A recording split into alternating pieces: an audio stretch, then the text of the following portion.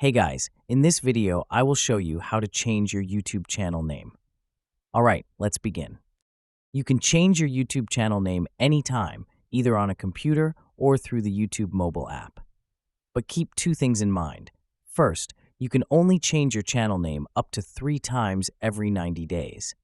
Second, if your channel is verified with a checkmark, changing the name will remove that verification. To change your channel name on a computer, open youtube.com, click your profile icon at the top right, and select your channel. On your channel page, click Customize Channel, and the YouTube Studio will be launched. Here, click on your current name, type in the new channel name, and then save your changes. Remember, you are limited to 3 name changes every 90 days, and changing your name will remove the verification badge if your channel is verified. So that's basically how you can change your YouTube channel name.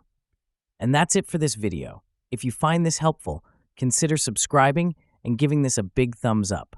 Thanks.